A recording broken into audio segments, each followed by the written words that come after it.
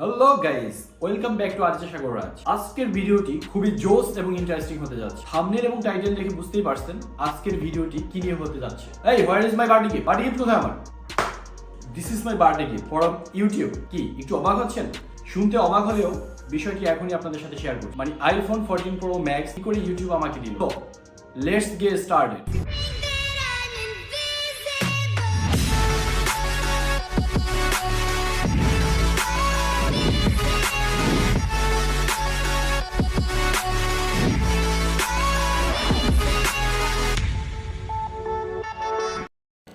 So guys, আজকে ছিল শুক্রবার। জুমা নামাজের পরে দুই ভাই মিলে বের হয়ে গেলাম যমুনা ফিউচার পার্কের উদ্দেশ্যে। ছোট ভাই ও বাইক ড্রাইভ করতেছে, আমি পিছনে পিছনে বসে কিছু ফুটেজ নিচ্ছি। সো আইফোন 14 প্রো ম্যাক্স কেনার যে ব্যাক সাইডের গল্প সেটি আপনাদের সাথে শেয়ার করবো জাস্ট।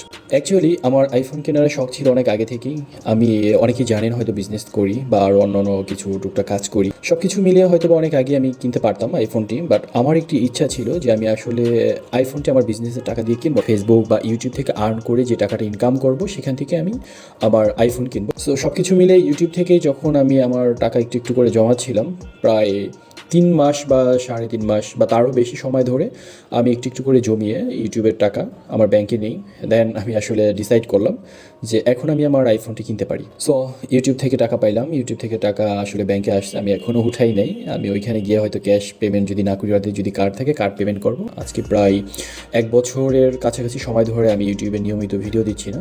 এটার কারণটা হলো আমি আমার বিজনেসে পুরো ফোকাসটা দিয়েছি।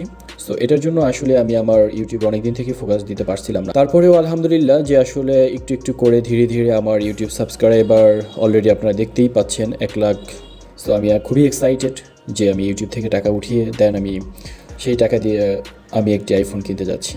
সো যমুনা ফিউচার পার্কের কয়েকটি শোরুম আমরা ভিজিট করলাম। কয়েকটা শোরুমে ঢুকে দেখলাম আসলে 14 প্রো ম্যাক্সটি এখন অ্যাভেলেবেল না অনেকগুলো শোরুমেই। তারপরে একটা শোরুম, এইখানে এসে আমি আসলে দেখলাম যে ওদের কাছে আছে আইফোন 14 প্রো ম্যাক্স এবং খুবই ভালো লাগলো। আমার আসলে কালার চুজ করাই ছিল আগে থেকে সব কিছু ডিটেলসে, তো এই জন্য আসলে ডিলে করিনি। তো এই ছিল আমার আইফোন 14 প্রো ম্যাক্স কেনার গল্প। অ্যাকচুয়ালি কখনো হতাশ হওয়া যাবে না, ডিপ্রেশনে যাওয়া যাবে না।